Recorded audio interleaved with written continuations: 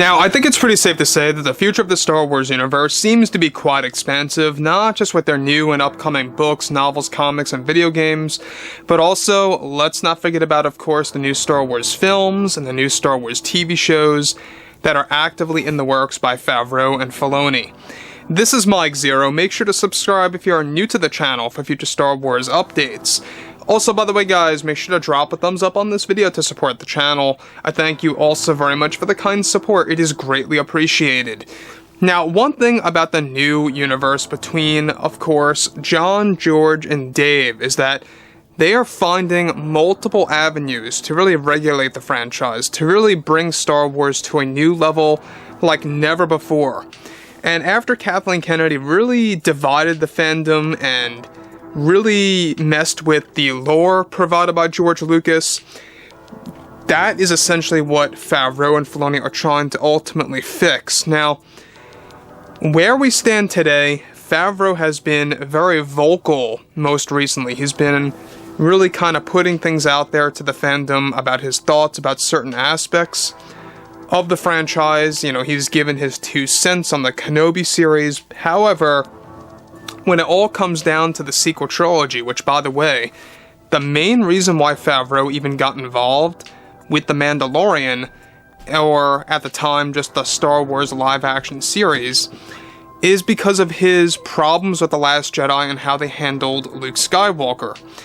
Now, here's the kicker, is that Jon actually recently provided fans his true feelings about the sequel trilogy films, his true feelings about how Disney and Lucasfilm handled the franchise, and more. So let's get right into it, because we already know that Favreau is a very direct guy, very honest, and that's why fans look up to him.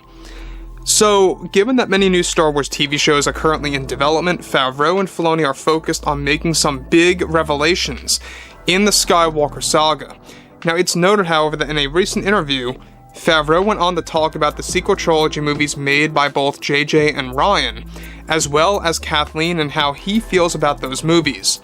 Favreau went on to state the following to the fandom: "I think it's pretty transparent now that so many fans are just flat out disappointed with the way things were handled.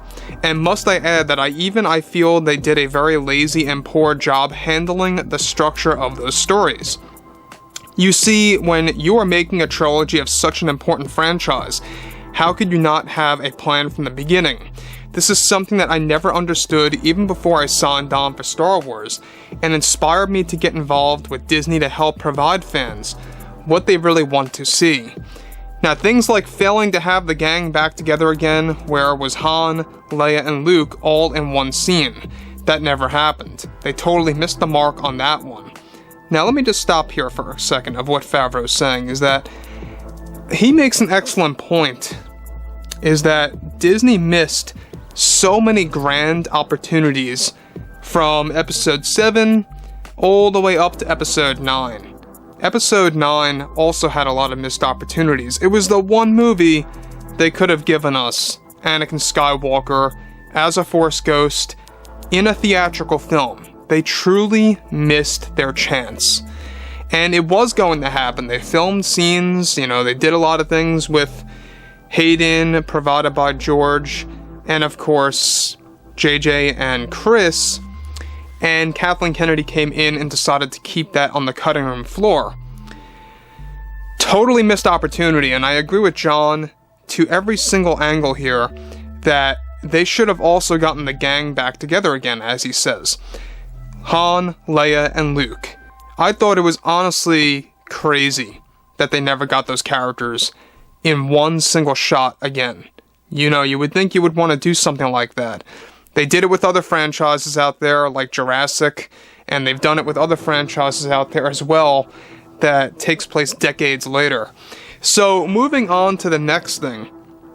This is where things begin to really get all the more involved.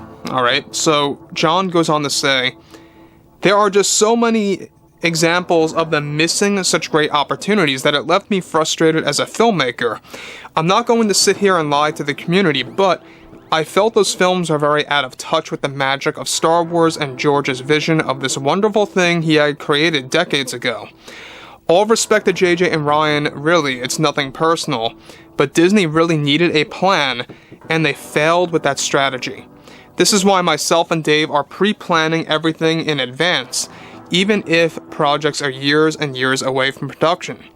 We are storyboarding and illustrating everything to give us visual cues on where to actually go. Now, Favreau makes it clear right here that they are illustrating, they are doing the storyboards as a way to kind of give themselves a visualization of what these new shows are going to look like, to kind of create their internal thoughts that become more external, and I like that. You know, that's why they have this format now where they're storyboarding well before scripts are even written for these new shows, and that really is a big deal. They're doing it so far in advance, and they're finalizing some storyboards that are going to be used for the script, and that really just goes to show you that they really are using that as a strategy to pre-plan, finalize, and confirm what's going to go into these stories and what's not going to go into the stories, and that goes a long way. So, Favreau also pointing it out that Lucasfilm failed terribly, essentially, at handling the structure of these movies, handling the characters, especially the legacy ones returning, and not just that, but Favreau seemingly admitting that this is indeed the reason why he signed on, is because he realized that things were not getting planned far in advance, and that's exactly why things were lacking. So when you have a company like Disney, right, and how they're just throwing things at a wall at last minute to see what works, that's when you see quality take a nosedive. It's true. That's usually what happens. That's when things take a nosedive. And it's Favreau and Filoni that are making things apparent that the way to reverse that is to really pre-plan everything years in advance. That's why they have this whole structure already mapped out for an Ezra Bridger Star Wars show, which we discussed already. Esfandi's going to be in it. We also have the Ahsoka series that's going to bring back characters like Luke, Sabine Wren, Era Syndulla, Ezra Bridger also. There's a lot of things going into this. A lot of great things to look forward to. And I couldn't be happier, you know. Now, the Acolyte is doing a lot of preliminary filming right now, but they're still on a delay when it comes to the main sequences getting filmed. So that's, you know, a little bit on a setback. They're trying to ultimately begin filming in the traditional sense by December 1.